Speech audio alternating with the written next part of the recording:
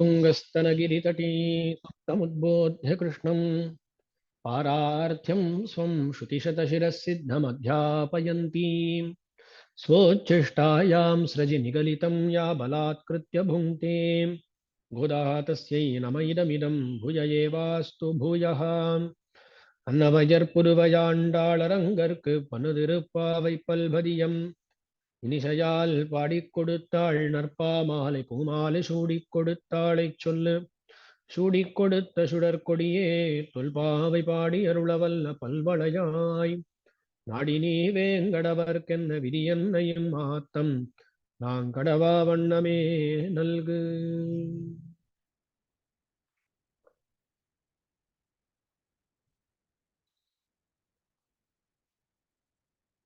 इस धनुर्मास हम गोदाम्बा जी के द्वारा विरचित तिरुप्पावई प्रबंध का अनुभव ले रहे हैं। लगभग 20 पाशुरों का अनुभव हम कर चुके हैं। 20वां पाशुर आज अनुभव विषय है। अब तक हम ये देखे हैं कि गोदामा जी अपनी सहेलियों को जगाकर उनके साथ कृष्ण के भवन पहुंच गई।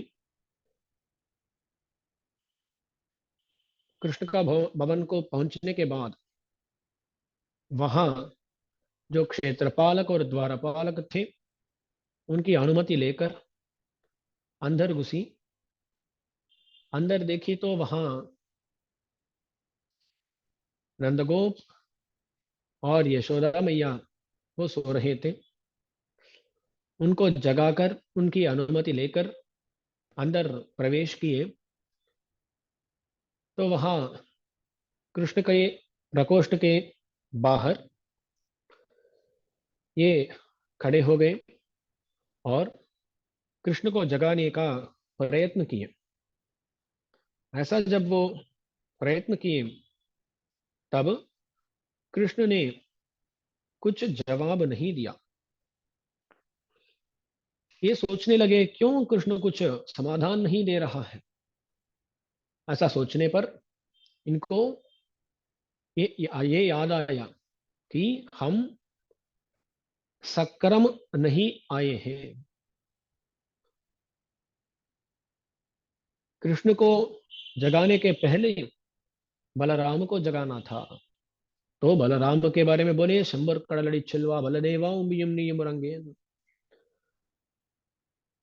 अरे बलदेवा बलराम जी आप जगाइए, आप जाग जाइए और आपका जो भाई है उसको भी जगा दीजिए।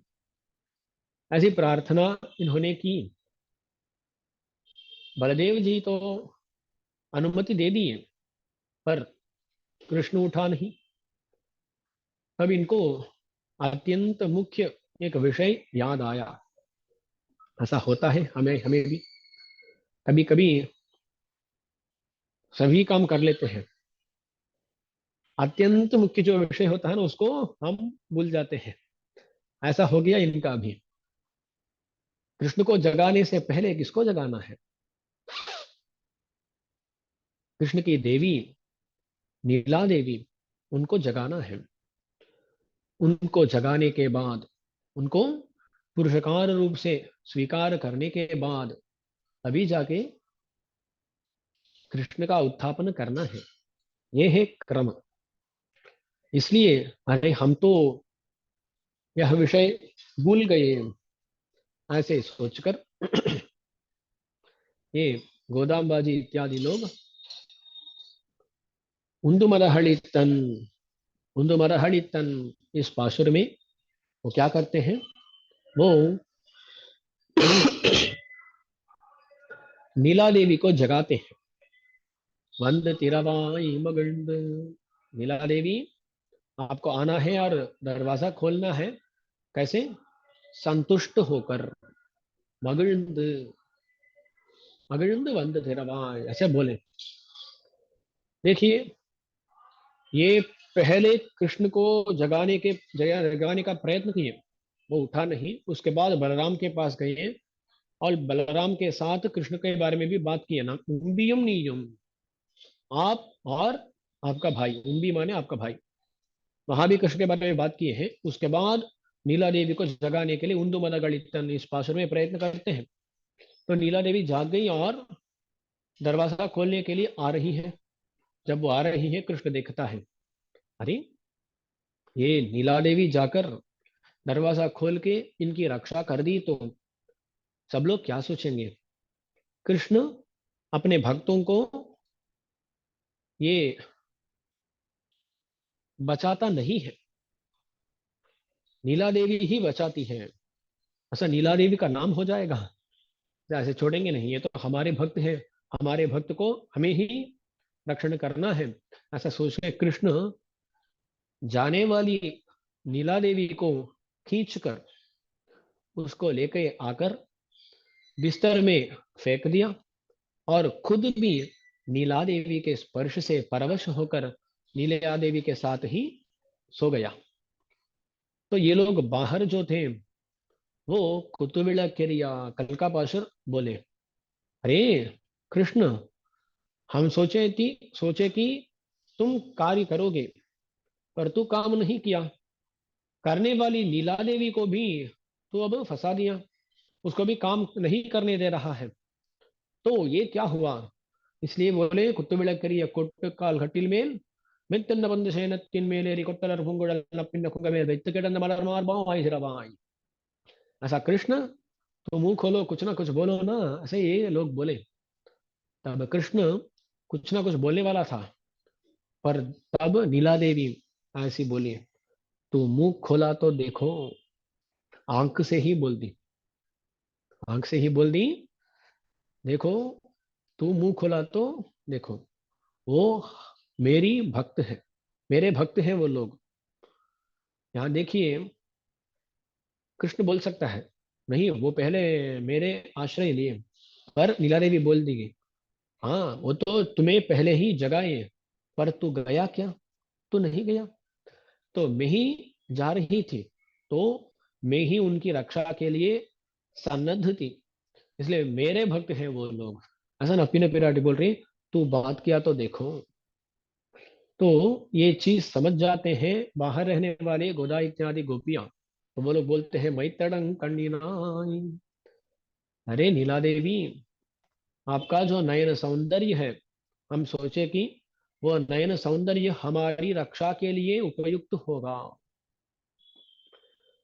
क्योंकि हम पहले भी देखे थे, जब लक्ष्मी जी या अन्य देवियां पुरुषकार बनती हैं, तब भगवान को उपदेश के द्वारा सुधारने का प्रयत्न करते हैं। जब वो ऐसा सुधारता नहीं है, सौंदर्य को दिखाकर उसको परवश करके चेतनों को स्वीकार आ, कर देती हैं, ऐसा देवियां। इसलिए जो उनका सौंदर्य है, वो सौंदर्य रक्षा के लिए उपयुक्त होगा। तो ये गोदाम्बा जी बोल रही है, हम सोचे कि आपका जो नयन सौंदर्य है वो हमारी रक्षा के लिए उपयुक्त होगा, पर आप तो वो आंख को दिखाकर ही कृष्ण को भी चुप कर रहे हैं, ये क्या हो गया। और எத்தனையேலும் பிரிவாற்றகில்லாயால், तू छोड़ नहीं रहो, छोड़ नहीं रही, எத்தனையேலும் பிரிவாற்றகில்லாयाल। हम इसके पहले सोच रहे थे कि नीला देवी कभी भी कृष्ण को छोड़ती नहीं है, कभी भी कृष्ण को छोड़ती नहीं है, इसलिए हम जब भी जाएंगे वहां नीला देवी होगी, इसलिए हमारा काम सफल होगा, ये हम सोच रहे थे। तो जो कृष्ण के साथ आपका नित्य संश्लेष है, वो नित्य संश्लेष हमारा उज्जीवन के लिए होगा, ऐसे सोच रहे थे।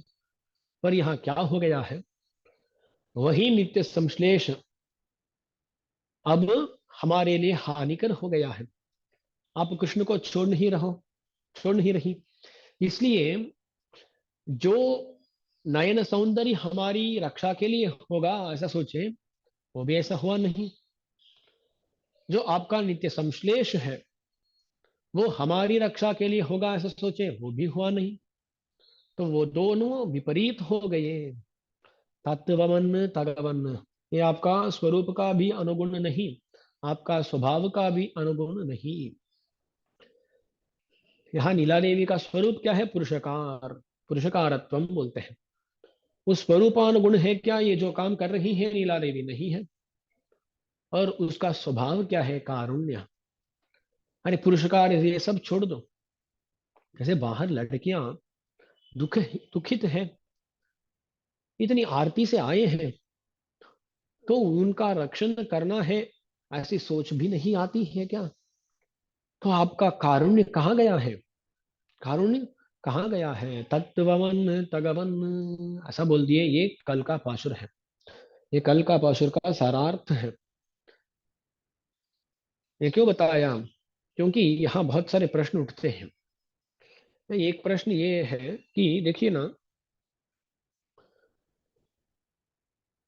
देखिए भगवान और लक्ष्मी देवी, यहाँ कृष्ण और नीला देवी, ये दोनों मिलकर हमारी रक्षा करेंगे, यही हमारा विश्वास है। पर यहाँ क्या हुआ है? देखिए, कृष्ण जब काम करने वाला था तब नीला देवी उसको आ, उसको नहीं करने दी। और जब नीला देवी करने वाली थी तब कृष्ण ने नहीं किया। तो देखिए, ये लोग मिलकर काम करेंगे या काम को बिगाड़ेंगे, ऐसा एक प्रश्न उठता है ना। तो यहाँ हमारे आचार्य बहुत अच्छी तरह निर्वाह बताते हैं। यहाँ हमें ये देखना है कि ये नीला देवी या लक्ष्मी जी ये क्या करते हैं, कैसे ये भक्तों की रक्षा करते हैं, इसके बारे में देखना है। देखिए, हम पहले देखे हैं कि लक्ष्मी जी या लीला देवी ये पुरुषकार है। पुरुषकार है, पुरुषकार का काम क्या होता है? कोई चेतन है, उस चेतन को भगवान से जोड़ना, जुड़ ऐसा वो उनको मिलाना, यही पुरुषकार का काम होता है। इसलिए उनको घटक ऐसा भी बोलते हैं। तो मिलाते हैं वो, ऐसा जो पुरुषकार है ना, ये पुरुषकार मिलाकर काम रोक देते हैं क्या? ऐसा नहीं करते। वो क्या करते हैं? भगवान से भक्त को मिलाकर उसके बाद भगवान की परीक्षा लेते हैं। अरे भगवान की परीक्षा? हाँ, भगवान की परीक्षा करते हैं। क्योंकि देखिए ना, ऐसा हो सकता है इन्होंने एक भक्त को लाकर भगवान से मिला दिया और भगवान थोड़ी देर के लिए उनकी रक्षा करके उसके बाद, अरे ये लक्ष्मी जी, ये नीला देवी कुछ ना कुछ बोलते रहते हैं, अरे चलो मैं आपकी रक्षा नहीं करूंगा, ऐसा कभी छोड़ देगा क्या? ऐसा हो सकता है? ऐसा छोड़ देगा क्या? परीक्षा ले रही है नीला देवी या लक्ष्मी देवी। तो क्या करते हैं ना, कभी कभी भगवान इनको स्वीकार करता है, उसके बाद लक्ष्मी जी बोलती है, अरे जो भक्त को आप स्वीकार किए हो, ये इतना गलती किया है, इतनी गलतियां हैं, इतनी गलतियां हैं इसकी, ऐसा बोलती है लक्ष्मी देवी। தன்னடியார் திறத்தகத்து தாமரையாளாகிலும் சிறகுரைக்குமேல் என் அடியாரது செய்யார் செய்தாரேல் நன்னு செய்தார் என்பர் போலும்। ये श्री विष्णु चित्त सूरी का एक पासुर है, बहुत सुंदर पासुर है। वहां क्या बोलते हैं? भगवान के भक्त है, कोई भक्त बन गए, पुरुषकार लक्ष्मी के कारण वो भक्त बन गए। भक्त बनने के बाद कभी ये लक्ष्मी जी क्या करती है? तन्नडियार रत्तहत तामरयाळागिलुम शिरगुरैकुमेल, ऐसा बोलते हैं विष्णुचित्त सूरी। तन्नडियार तिरतगत, ये भक्तों के बारे में तामरयाळ यानी लक्ष्मी देवी, शिरगुरैकुमेल माने कुछ गलत बोली तो, यानी अरे देखो ये लोग ऐसे आ, बहुत सारे गलतियां किए हैं, इतने दुष्ट हैं ये लोग, ऐसा कुछ बोली तो, ऐसा नहीं बोलते, ऐसा बोली तो भी शिरगुरैकुमेल ये नडियार अदशैयार। तब भगवान क्या कहता है, अरे मेरे भक्त ऐसा नहीं करते, ये नडियार अदशैयार, मेरे भक्त ऐसा नहीं करते हैं। शहीदारे नंद शहीदार, वो जो भी करते हैं वो सही ही होता है, वो भक्त है तो वो जो भी करते हैं वो सही ही है, ऐसा भगवान कहता है। तो हमारा एक प्रश्न यहाँ उठेगा, अरे ये लक्ष्मी जी क्यों ये काम कर रही है, ऐसा क्यों कर रही है। ऐसा एक चरित्र भी बताते हैं, ये सच में श्री रामायण में है क्या नहीं, श्री रामायण में तो नहीं है, पर विनोद रूप से ये चरित्र इस विषय को समझाने के लिए कहते हैं। क्या हुआ, श्री राम ने विभीषण को अंगीकार कर दिया। विभीषण का सीता जी के साथ कुछ संबंध था, साक्षात संबंध ना हो तो भी परंपरा संबंध था। यानी विभीषण की पुत्री त्रिजटा वो सीता जी की सेवा कर रही थी, तो वहां आश्वासन के लिए सिर्फ त्रिजटा मौजूद थी अशोक वन में। इसलिए सीता जी के साथ कुछ ना कुछ संबंध विभीषण का था। इसलिए जब विभीषण श्री राम जी के पास आया, भगवान श्री राम के पास आया, तब भगवान श्री राम ने उस विभीषण को अंगीकार कर दिया। तो देखिए, ये तो सीता जी का कुछ संबंध था, इसलिए भगवान ने अंगीकार कर दिया। और बोलते हैं हमारे आचार्य, क्या हुआ ना, ये तो व्याख्यान में नहीं होता है, पर हमारे जो उपन्यासक होते हैं ऐसा बोलते हैं कि क्या हुआ, सीता जी अयोध्या के ओर जब जा रहे थे, भगवान श्री राम सीता जी इत्यादि लोग, तब सीता जी बोली, अरे आप तो इस विभीषण को अंगीकार कर दिए, इसके बारे में मैं कुछ बताऊं क्या, ऐसा पूछी सीता देवी। तो बोलिए क्या हुआ। तो सीता जी बोलती हैं, ये विभीषण है ना, ये मेरे बारे में बहुत गलत गलत बात किया है, ऐसा बोलती है सीता जी। ऐसा क्या किया है, तो सीता जी बोलती है, मालूम है क्या, ये विभीषण रावण के पास जाकर बोला कि अरे जब से सीता हमारी लंका में आई, तब से यहाँ दुष्शकुन ही दुष्शकुन दुष्शकुन दिखते हैं, ये साक्षात मृत्यु ही है, ये जब आ गई यहाँ लंका का विनाश ही होने वाला है, आप सब लोग नष्ट होने वाला है, ऐसा बताया, मालूम है मुझको, ऐसा बोला विभीषण। ऐसा बोली कौन, सीता जी। तो भगवान बोले, ये नडियार अदशैयार, कभी भी तुम्हारी निंदा मेरे भक्त नहीं करेंगे। ऐसे करे तो भी उसका तात्पर्य क्या होगा, उसका तात्पर्य को हमें देखना है। अरे विभीषण को सीता जी की निंदा करने में तात्पर्य है क्या। तो श्री राम जी बोलते हैं, विभीषण को तुम्हारी निंदा करने में तात्पर्य नहीं है, वो क्यों किया है, रावण को सुधारने के लिए। तो तुम्हें यहाँ लाने से वो मृत्यु को ढूंढ कर ले आया ना, वो सच में सच है। इसलिए ऐसे रावण को सुधारने के लिए ही तो बोले विभीषण जी, तो इसमें कुछ भी गलती नहीं है। ऐसा भगवान श्री राम जो विभीषण है आश्रित भक्त, उसको सपोर्ट करते हैं, उसको सपोर्ट करते हैं भगवान। तो देखिए ना, जब भगवान के भक्त के ऊपर साक्षात लक्ष्मी जी कुछ दोष आविष्करण करती है, तब भगवान उसको मानते नहीं हैं, भगवान उसको मानते नहीं हैं। ओके स्वामी, ये सब अच्छा हुआ, पर क्यों लक्ष्मी जी ऐसे बोली, सीता जी ऐसे क्यों बोली है, वो भक्तों को छोड़ देगी क्या, ये क्या अर्थ है। तो हमारे आचार्य बताते हैं यहाँ, स्थूणा निखनन न्यायम, स्थूणा निखनन न्याय, ऐसा कुछ होता है।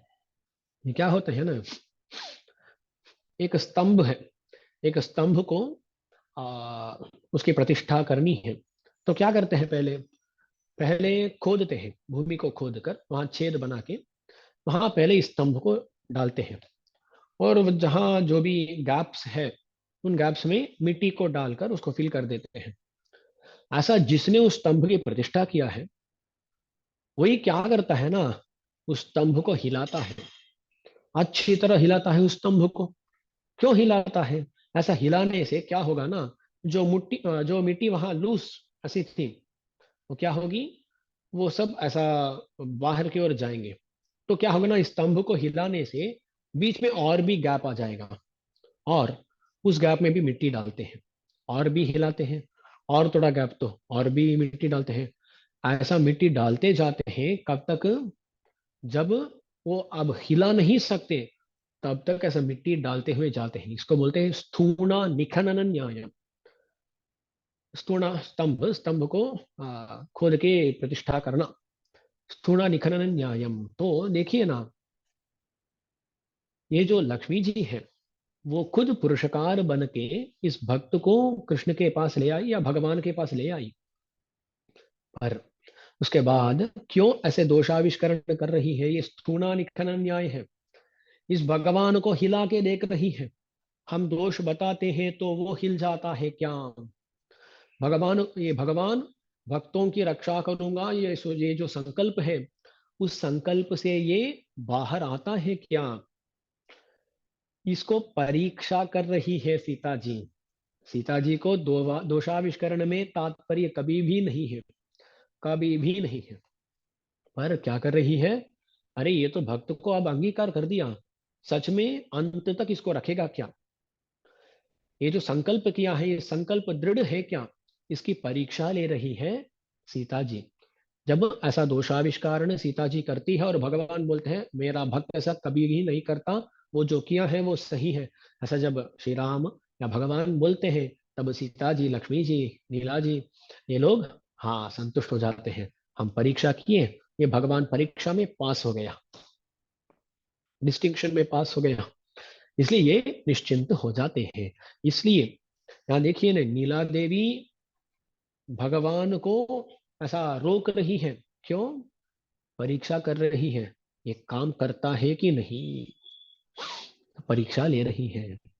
ऐसा श्री रामायण में भी होता है, एक और जगह में होता है। क्या होता है? भगवान श्री राम दंडकारण्य में प्रवेश करते हैं।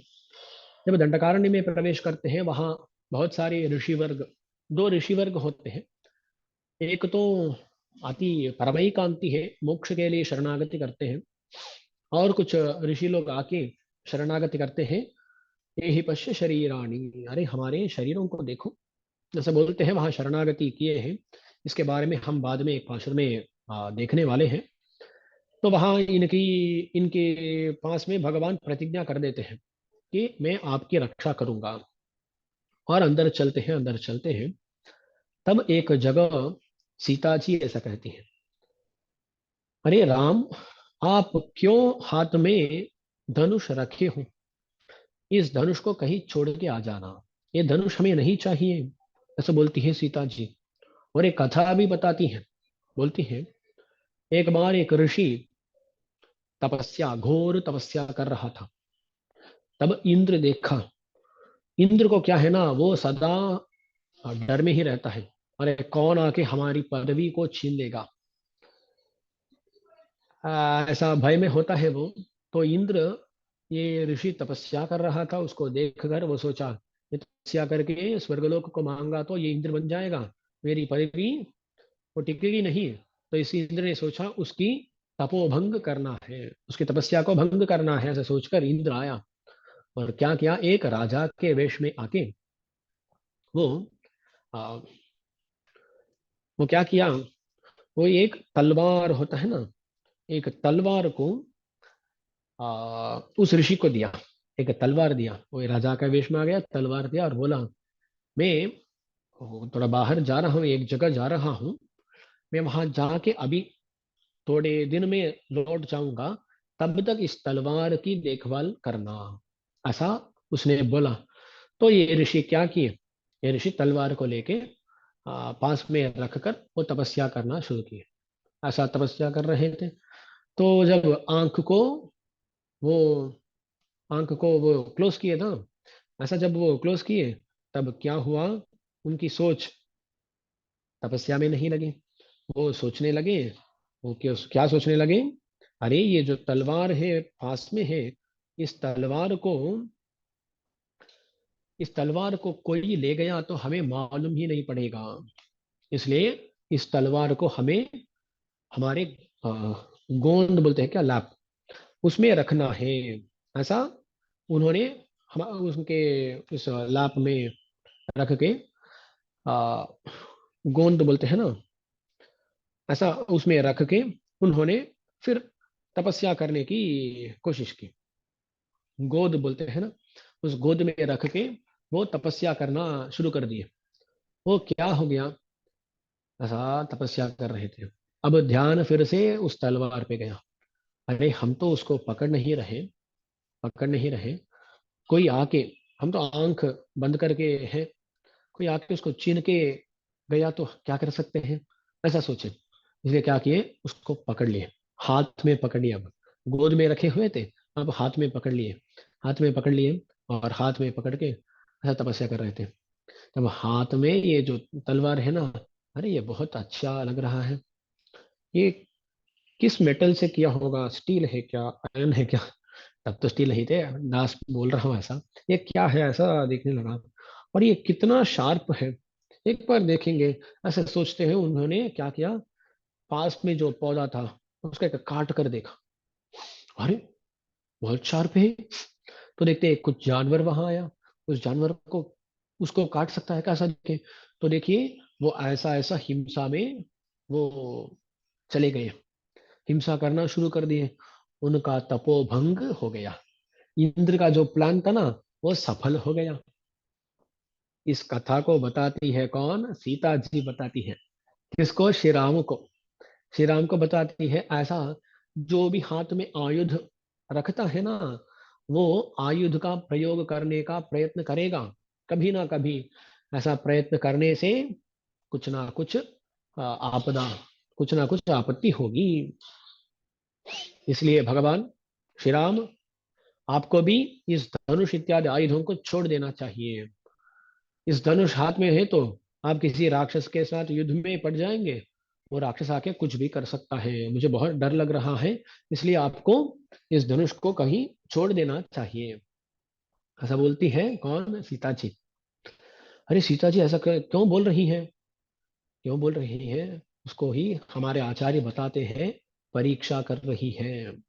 क्या परीक्षा, ये भगवान श्री राम पहले बोले हैं कि ये ऋषियों की रक्षा करूंगा, पर अब तक किए नहीं, असुर राक्षसों को मारे नहीं, इसलिए सीता जी से बोल रही है, क्यों हाथ में धनुष रखे हो, इस धनुष को कहीं आप छोड़ के आ जाओ, ऐसा बोल रहे हैं। तब तब बोलते हैं, तब भगवान श्री राम बोलते हैं कि मैं अप्यहम जीवितम जह्याम त्वां वा सीते सलक्ष्मणां नहि प्रतिज्ञां संश्रुत्य ब्राह्मणेभ्यो विशेषतः। बोलते हैं वहां, अरे अप्यहम जीवितम जह्याम, मेरा जो ये जीवन है, इस जीवन को भी मैं त्याग कर सकता हूँ, त्याग कर सकता हूँ। नहीं, ये जीवन ही नहीं है, प्राणेभ्यो भी गरीयसी, प्राण से भी बहुत मुख्य जो तुम हो सीते, तुमको भी मैं छोड़ सकता हूँ। अरे प्राणेभ्यो भी गरीयसी, जो सीता है, सीता से भी बहुत निकट है लक्ष्मण, भगवान भगवान के लिए लक्ष्मण बहुत निकट है, तो उनके, उनको भी मैं छोड़ सकता हूँ, सलक्ष्मण, पर मैं कभी प्रतिज्ञा को छोड़ूंगा नहीं, न तो प्रतिज्ञा संश्रुत्या। वे बोलते हैं ब्राह्मणेभ्यो विशेषतः, जो ब्रह्मज्ञानी लोग होते हैं, उनके पास जो प्रतिज्ञा किया हूं, उस प्रतिज्ञा को कभी भी छोड़ूंगा नहीं, ऐसा बोल के वो भगवान श्री राम वहां विश्वास दिलाते हैं सीता जी को, कि वो राक्षसों को मारकर वहां जो ऋषि है, ऋषियों की रक्षा करेंगे। और जब दंडकारण्य में खर दूषणादि वध हुआ था, वध हुआ था, तब भगवान श्री राम का शौर्य पराक्रमादि गुणों का अनुभव हुआ सीता जी को। वही पहली बार है जब ऐसा हुआ, और भगवान श्री राम खर दूषण इत्यादि सभी लोग राक्षसों को मार कर आए। तब सीता जी गुफा में थी, हम पहले देखे थे। और सीता जी आकर क्या की, सीता जी आके तम दृष्ट्वा शत्रुहंतारम महर्षीणाम सुखावहम बभूव हृष्टा वैदेही भर्तारम परिशस्वजे। परिष्वंग की, भगवान कैसे थे, शत्रुहंतारम हर्षीणाम सुखावहम, शत्रुओं को मारने वाले, मारने से महर्षीणाम सुखावहम, जो महर्षि लोग वहां थे उनको सुख दिया भगवान। ऐसे भगवान को बहुत आ, अच्छी तरह वो आलिंगन कर दी, वो आलिंगन करी। यही होता है वहां। तो देखिए ना, वो सीता जी बीच में बोली, क्या बोली? धनुष को छोड़ देना। ऐसा बोलने का तात्पर्य क्या है? अरे जो प्रतिज्ञा किए हैं आप, उस प्रतिज्ञा को आपको स्मरण करना है। वो उस प्रतिज्ञा स्मरण करते हैं या क्या नहीं? अच्छा, धनुष को कहीं लगाओ ऐसा बोलने से राम कर देंगे क्या? इत्यादि परीक्षा ले रही थी। कौन? सीता जी। ऐसे एक एक अवतार में भी ये देवी क्या करती है? पुरुषकार बनती है। और ये भगवान रक्षा सच में करेगा या नहीं, इसके बारे में परीक्षा भी करती है। ऐसा यहाँ भी नीला देवी कृष्ण को रोक रही है ऐसा नहीं सोचना चाहिए। तात्पर्य यह है, तात्पर्य यह है कि वो परीक्षा ले रही है। अरे हम ऐसा करेंगे तभी कृष्ण इनकी रक्षा करता है कि नहीं, इनकी प्रार्थना को सफल करता है कि नहीं, ऐसा देख रही है नीला देवी। तो क्या हुआ? कल के पाशुर में कृष्ण रक्षा के लिए जा रहा था, तब तुम्हें नहीं करना ऐसा बोली। ओके, ये की क्या? नपी ने फिराटी नीला देवी की क्या? ये नीला देवी भी कुछ बात नहीं की।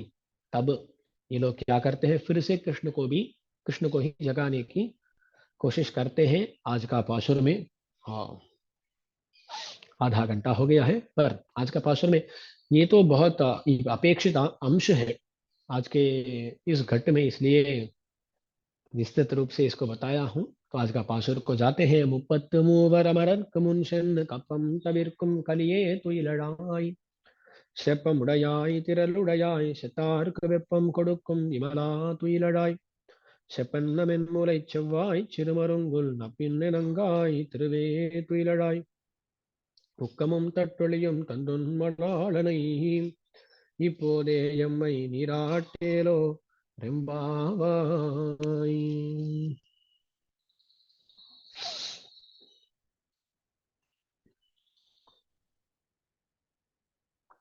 तो इस पाशुर में पहले कृष्ण के पास जाते हैं। तो कल के पाशुर में क्या हुआ? पहले कृष्ण को जगाने का प्रयत्न किए और फिर नपिन्ने के पास गए। ऐसा ही इस पाशुर में भी होता है।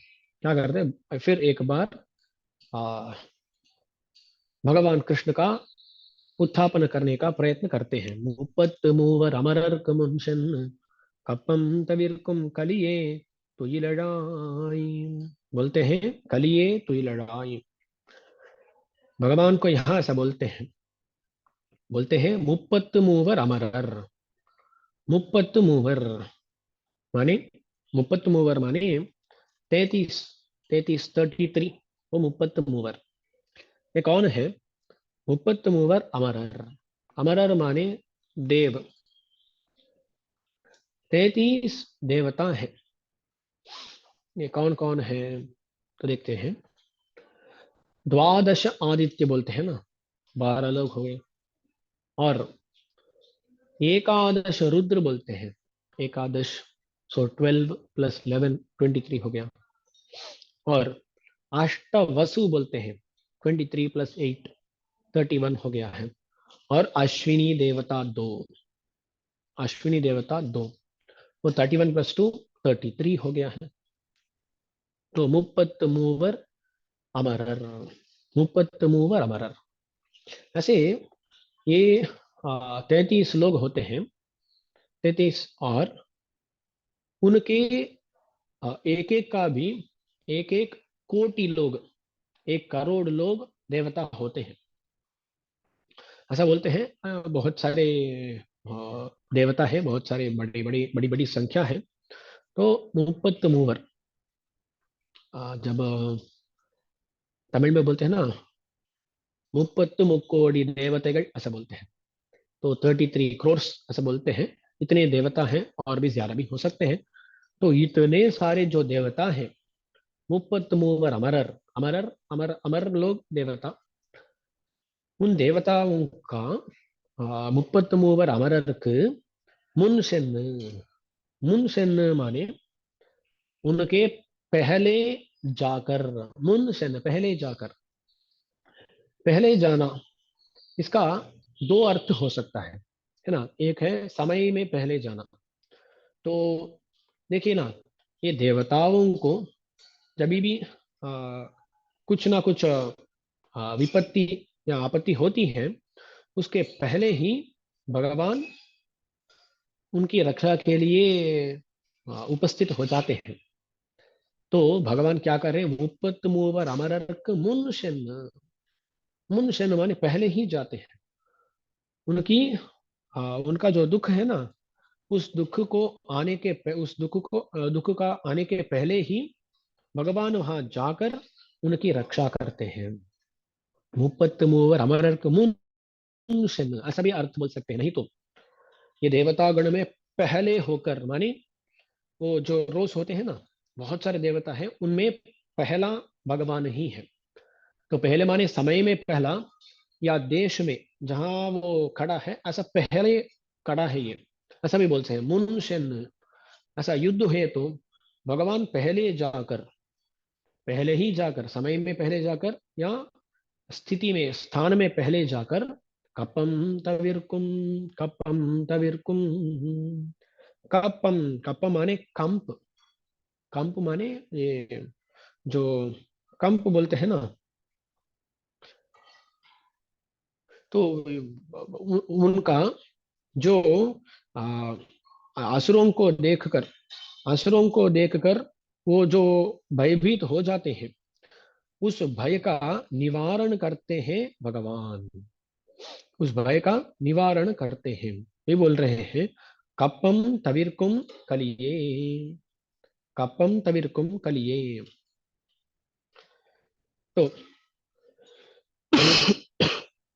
कपम एक अर्थ है ये, उनका जो भय है, उस भय को भगवान वो निवारण, भय का निवारण करते हैं।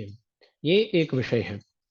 दूसरा है कि ये जो भी कापम माने टैक्स है ना, जो टैक्स हम कर बोलते हैं ना, जो टैक्स है, उस टैक्स को भी कप्पम बोलते हैं तमिल में। तो ये भगवान क्या करता है ना, ये जो देवता लोग असुरों को, असुरों से हार कर उनको टैक्स पे करते रहते हैं ना। कभी कभी होता है ये रावण, ये कंस, महाबली, ये लोग क्या करते हैं, देवताओं को तंग करते हैं। देवताओं का जो जो देश होते हैं, लोग होते हैं, उनको आक्रमित करके वहां आकर इनसे टैक्स मांगते हैं वो देवता गण। हाँ, ये असुर गण देवताओं से टैक्स मांगते हैं, वो असुर गण। तब ये लोग क्या करते हैं ना, ये टैक्स पे करते हैं, कर पे करते हैं। पर क्या है ना, भगवान उसको भी निराकार कर देता है। तो इनकी रक्षा करके ये टैक्स ना पे करे, ऐसा कर देता है भगवान। तो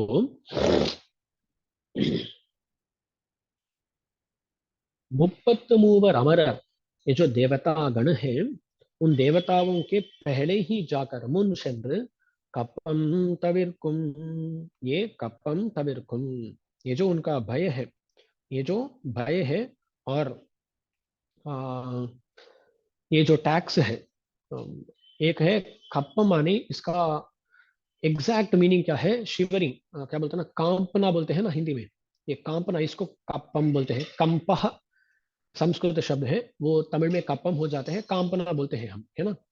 वो कांपना, इसको भगवान ऐसा वो कांपे नहीं, ऐसा कर देते हैं, ऐसा भी बोल सकते हैं।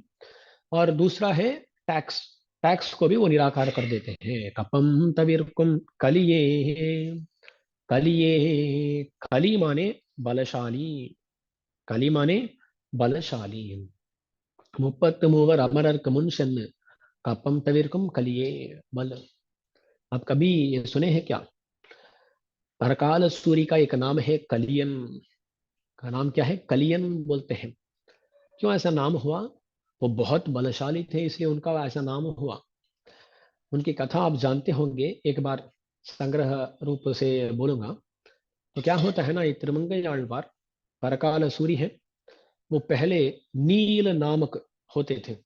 उनका नील ऐसा नाम था। वो तो क्या करते थे पहले, वहाँ जो चोल राजा था, चोल राज, उसके जो सामंत राजा होते हैं ना, ऐसे इनमें से एक एक थे ऐसा परकाल सूरी, यानी नील। वो क्या कर रहे थे, एक जगह का पालन करते हुए ऐसा थे। वो बहुत युद्ध में विशारद थे, बहुत सुंदर दिखते थे, ऐसा होते थे, और ऐसा विषय प्रावण्य में थे। जो शब्दादि विषय होते हैं ना, उनमें अनुभव लेते हुए ऐसा रह रहे थे। तब एक दिन उन्होंने एक लड़की को देखी। उन्होंने देखा एक लड़की को, वो कौन है, कुमुदवल्ली है। कुमुदवल्ली परकाल सूरी की धर्मपत्नी कुमुदवल्ली, ऐसा पुकारी जाती है, उनका नाम है कुमुदवल्ली।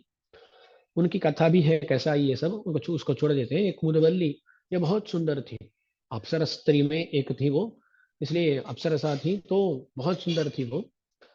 उस कुमुदवल्ली के बारे में सुने और देखे, और बहुत उनको प्रेम हो गया, इससे ही शादी करना है, ऐसा वो सोचे। तो गए, उनका घर चले गए। वो तो वैद्य था, उस कुमुदवल्ली का जो पिता था वो वैद्य था। तो वहां जाकर उन्होंने पूछा कि मुझे आपकी बेटी को विवाह में देना है, ऐसा जब नील पूछे, तो ये तो एक बड़ा अधिपति है, इसलिए इनका जो इनकी जो बात है उसका उसको निराकरण नहीं कर सकते हैं। तो वो ओके बोल दिया। पर वो बोला, कुमुदवल्ली ओके बोली तो मैं दे दूंगा।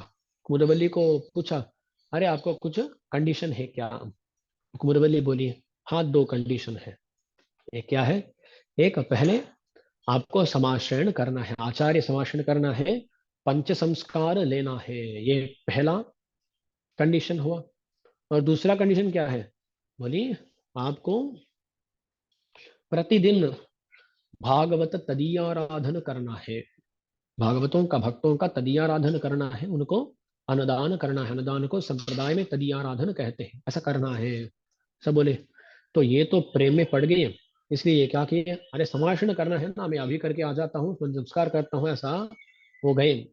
तिरुनरयूर बोलते हैं दिव्य देश, बहुत सुंदर दिव्य देश है वहां। तिरुनरयूर जाके वहां भगवान के पास पंच संस्कार कर दिए। पंच संस्कार में ताप संस्कार वहाँ मुख्य रूप में हुआ है। तो वहां का भगवान तिरुनरयूर नंबी, उसको नाचियार कोयल बोलते हैं। वहां आप अभी भी जाके देख सकते हैं, भगवान सभी दिव्य देशों में ऐसे होते हैं, शंख चक्र का धारण ऐसे करते, ऐसा किए होंगे। पर उस दिव्य देश में गए तो ऐसा होंगे, ऐसा रखे वो दर्शन देते हैं। क्यों? क्योंकि समाशयन करना है तो ऐसा ही तो रखना है, ऐसे इसलिए ऐसे होते हैं वो भगवान। तो वहां जाके परकाल सूरी ये ताप संस्कार ले लिए, और वहां से वापस आ गए। तो मैं ताप संस्कार ले लिया। मैं आज प्रतिज्ञा करता हूँ कि आज से मैं शुरू करता हूँ, भागवत आराधन कर दूंगा, ऐसा प्रतिज्ञा किए। तो कुम्रवल्ली ओके बोल दी, और कुम्रवल्ली के साथ विवाह हो गया है परकाल सूरी का। ऐसे देखिए ना, स्त्रियों का जितना कितना एक वैभव है, कितना उनका एक विशिष्ट पात्र है आ, पुरुषों को सुधारने में। कुमुदवल्ली के कारण नील परकाल सूरी बने। तो परकाल सूरी, अभी परकाल सूरी पूरी तरह बने नहीं, तो विवाह हो गया, वो तदीयाराधन कर रहे थे, तदीयाराधन कर रहे थे। तब क्या हुआ, उन्होंने देखा कि जो जो संपत्ति थी उनके पास, वो तदीयाराधन में ऐसा हुई हुई होगी, वो पूरा उन्होंने उसमें ही उसको स्पेंड, उन्होंने उसमें ही उसको खर्चा कर दिए, हाँ, उसको खर्चा कर दिए। तो क्या हुआ, उनके पास धन नहीं था। तो उन्होंने सोचा, ये जो धनवान लोग होते हैं, उनके पास बहुत सारा धन है, उससे थोड़ा अंश हम अपहार करके उसके बाद उससे तदीयाराधन करते हैं, ऐसे सोचकर ऐसा अपहरण भी करना शुरू कर दिए, चोर बने, चोरी करना शुरू कर दिए। ऐसा जब ये कर रहे थे, भगवान सोचा, अरे ये तो ऐसे थोड़े ज्ञानशाली ही हैं, पर इनका और भी ज्ञान होना चाहिए। ऐसा सोचकर भगवान क्या किए, भगवान एक वेशभूषण धारण करके एक गोष्ठी को लाकर ऐसा जंगल में आ रहे हैं। ये कौन है, वयलाली बोलते हैं, वयलाली नामक एक सुंदर विदेश है। उस वयलाली का मनवाड़न बोलते हैं भगवान को।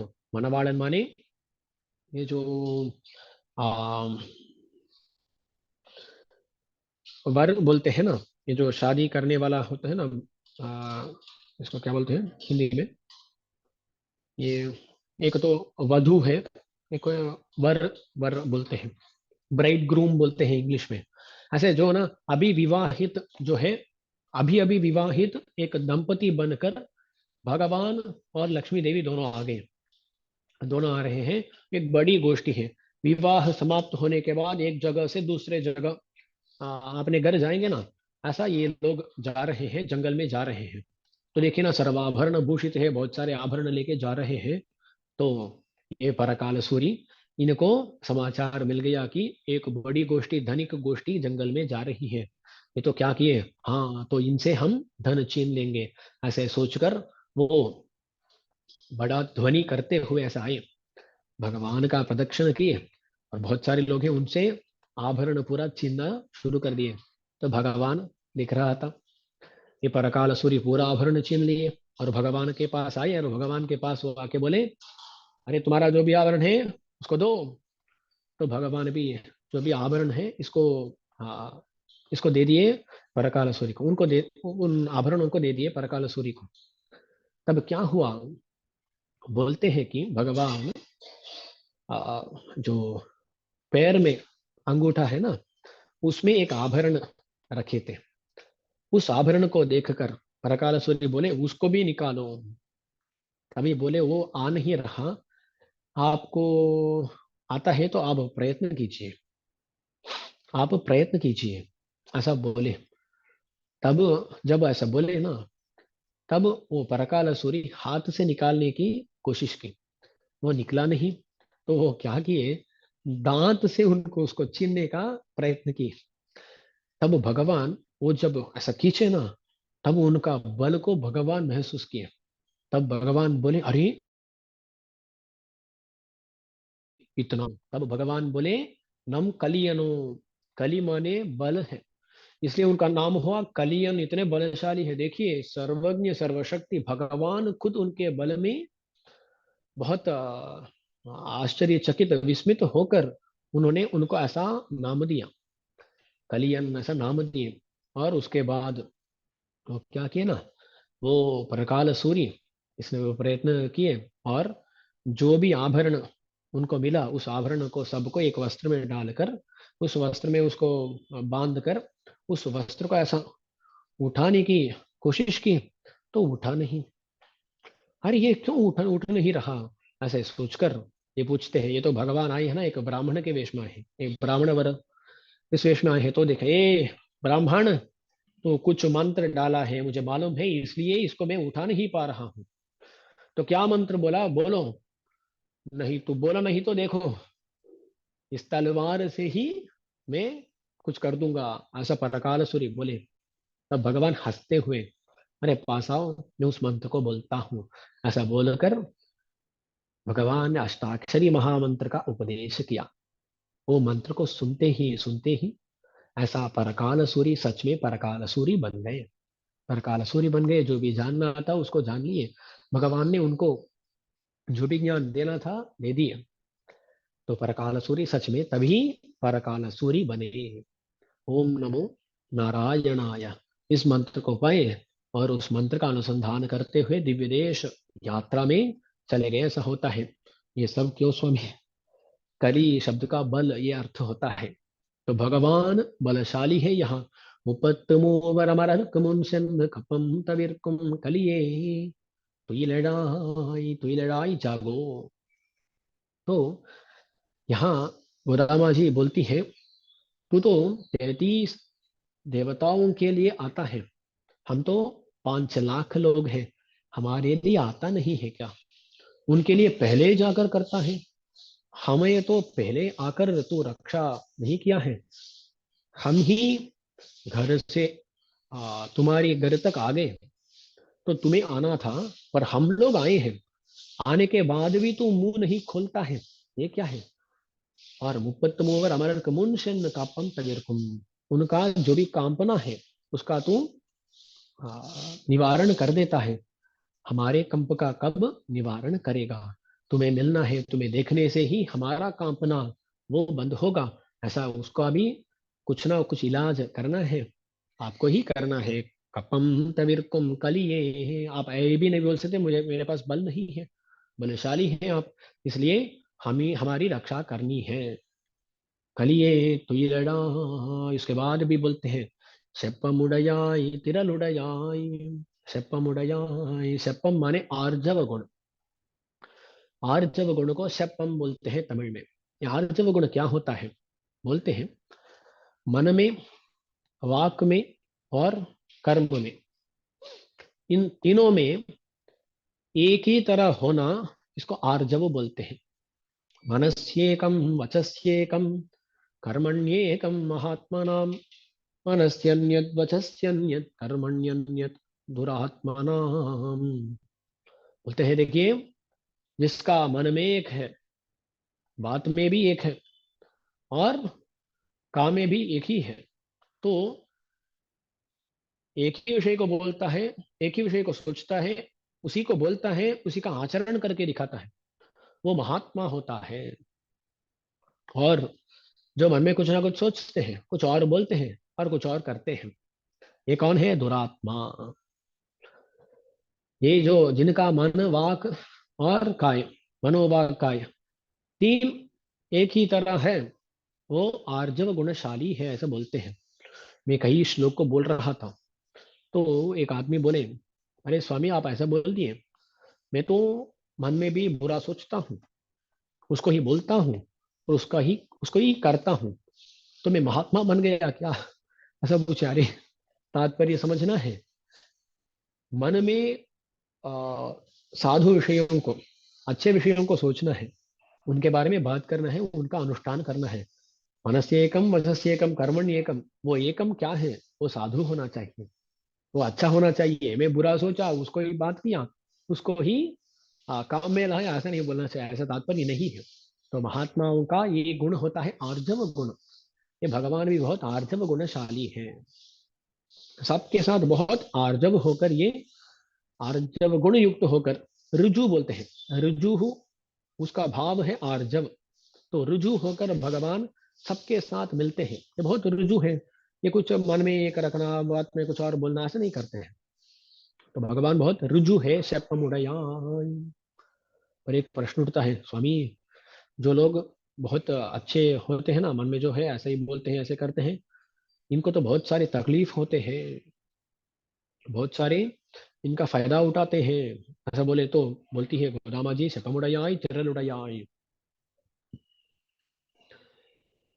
भगवान की हानि करने के लिए कोई आया तो उनको मारने का पराक्रम भी है भगवान के पास, कृष्ण के पास। शपमुड़ाई तिरल उड़ाई, तिरल उड़ाई माने पराक्रमशाली, आर्जव गुण युक्त, पराक्रम गुण युक्त है। तो शपमुड़ाई तिरल उड़ाई, तिरल माने पराक्रम।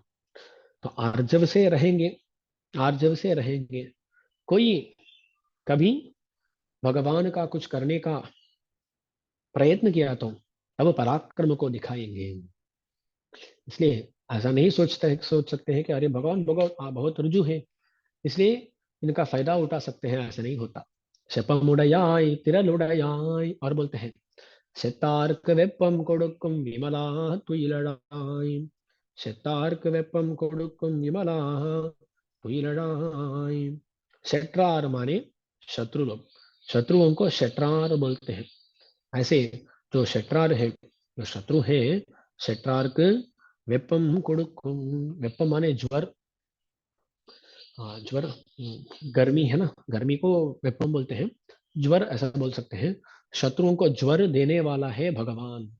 शत्रार्क वेपम कोडुकुम विमला, और बोलते हैं विमला बोलते हैं।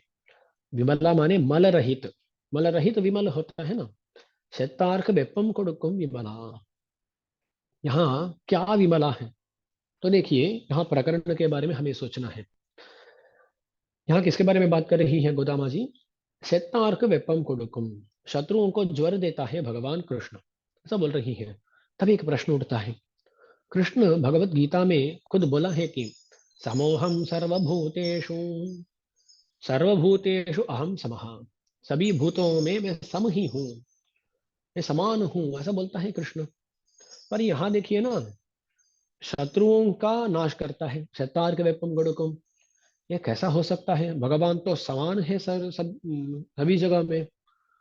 ऐसा किसी के ऊपर भगवान किसी, सिर्फ किसी एक समूह को हानि देगा तो ये पक्षपात हो जाएगा ना। ऐसे प्रश्न उठते हैं यहाँ। तो बोलते हैं विमला, ऐसे प्रश्न से ये भगवान दूषित नहीं होता है, वो विमल रहता है, निर्दोष रहता है। क्योंकि भगवान श्री कृष्ण जब गीता जी में बोलते हैं, बोलता है कि समोहम सर्वभूतेषु, वहां अर्थ ये है कि आश्रयणीयत्वे समः। अरे कोई भी हो, वो बड़ा हो छोटा हो, धनिक हो धनिक ना हो, ज्ञानी हो अज्ञानी हो, कोई भी हो, कोई भी मुझे आके आश्रयण करना है ऐसा सोचे तो कोई भी आके मुझे आश्रयण कर सकता है, मैं सभी में समान हूँ। वो है समोहम सर्वभूतेषु सर्वभूतेषु समानः, सभी भूतों में मैं कौन कैसे हूँ? समान हूँ, समोहम सर्वभूतेषु। वही अर्थ है। ये अर्थ नहीं है कि मैं किसी को कुछ नहीं करूंगा, ऐसा नहीं है। भगवान सबके सामने समान ही है। तो देखिए, दास एक तरह हूँ, आप में एक एक व्यक्ति एक एक तरह है, तो कहाँ समानता है? समानता तो नहीं है। तो हमारा कर्म के अनुगुण फल देना भगवान का कर्तव्य है, इसलिए भगवान ऐसा ही करेगा। कहाँ समान होगा? हमें कोई भी जाके भगवान के पास शरणागति कर सकते हैं, तब भगवान तू पहले ऐसा किया है, ये पूछता नहीं है। समान ही होता है उस समय में। इसलिए आश्रयणीयत्वे समः। इसलिए आश्रयण काल को छोड़कर जो अन्य काल होते हैं, उनमें तो भगवान पक्षपाती ही होते हैं। ये आश्रित पक्षपाती है भगवान, आश्रित पक्षपाती है भगवान, यही सच है। तो हो सकते हैं, क्या हो सकते हैं? ये दोष है का नहीं है, वो गुण है। आश्रितों का पक्षपाती है भगवान, ये गुण है बोलते हैं। तो इसलिए ये जो भी दोष का प्रसंग ये है, ये दोष भगवान के ऊपर लगते नहीं है, इसलिए भगवान को विमला। शत्रुओं को ज्वर देने पर भी ये कैसे है? विमला है, विमल है, दोष रहित है। शतार्क वेपम कोडुकुम विमला तुई लड़ाई। और बोले, तुई लड़ाई तुई लड़ाई। तुई लड़ाई माने अरे उठो उठो। जब ऐसे बोले, भगवान उठा क्या? उठा नहीं, जागा नहीं। तो ये सोचने लगे, क्यों कृष्ण जागा नहीं? हम तो न पीने को भी जगा दिए, न पीने की अनुमति तो हमें मिली होगी, तो क्यों नहीं जाग रहा? तब सोचने लगे। तब इनको लगा शायद कृष्ण अब कुपित हो गया, क्रोधित हो गया है, क्योंकि इन्होंने पहले पाशुर में तत्वमन तगवन, ये तुम्हारा स्वरूपानुगुण नहीं है, स्वभावानुगुण नहीं है, ऐसे बोले हैं। तो नीला देवी की निंदा किए हैं, नीला देवी का निंदन किए हैं, इसलिए कृष्ण थोड़ा क्रोधित हो गया है। अरे हमारी नीला देवी जो है, उसकी निंदा कर रहे हैं आप लोग, आपकी रक्षा मैं कैसा करूंगा?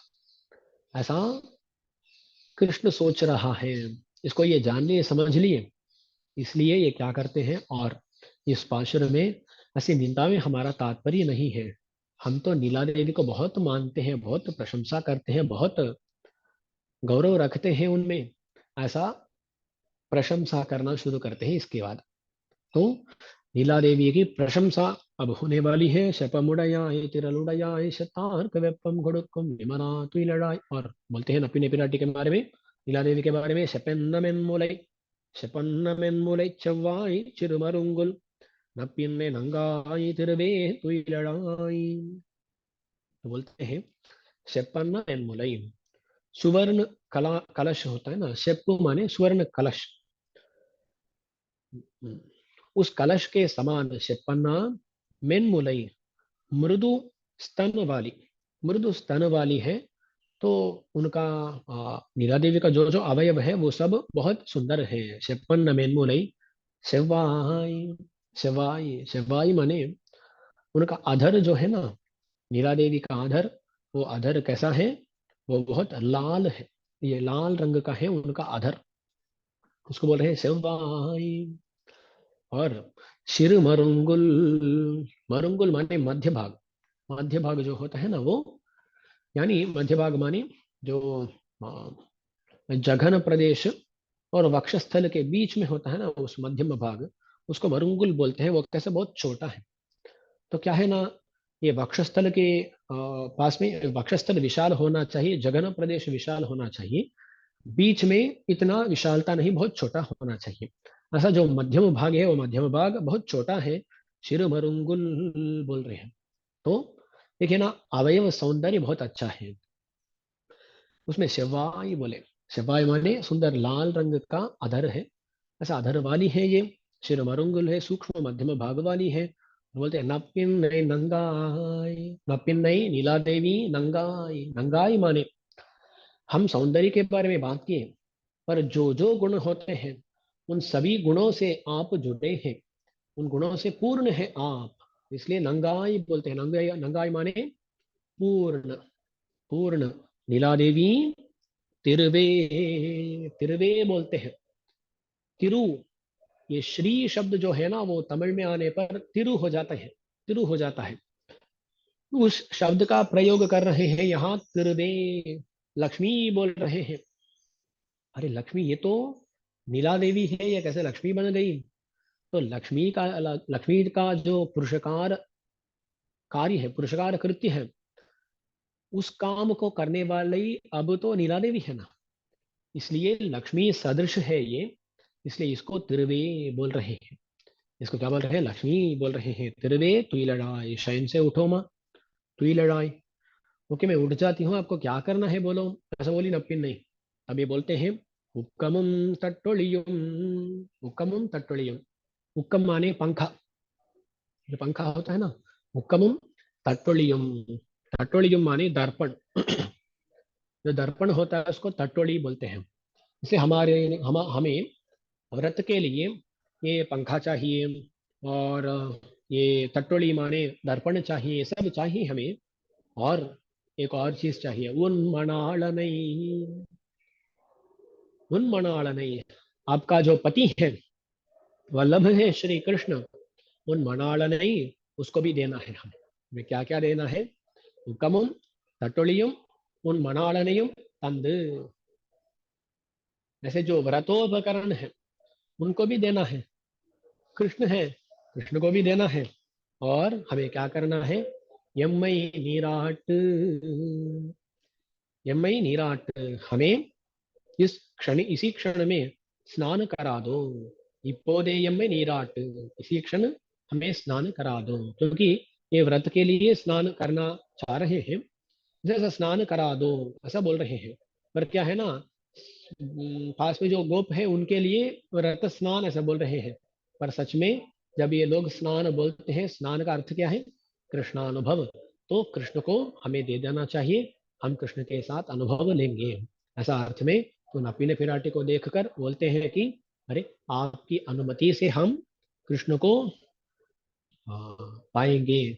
इसलिए थोड़ा जो भी व्रतोपकरण चाहिए, वो व्रतोपकरण इंपॉर्टेंट नहीं है, वो कृष्ण है ना, कृष्ण को देकर देना है। और कृष्ण के साथ हमारा स्नान हो ऐसा करना है आपको, ऐसा ये पूछे। तो ये लीला देवी भी अंगीकार कर दी। ये आज का पाशुर, आज का पाशुर इसका तात्पर्य यही है। तो आज का पाशुर का थोड़ा अनुभव किए हैं, कल अगला पाशुर के साथ मिलते हैं। इस पाशुर का अनुसंधान अब करते हैं।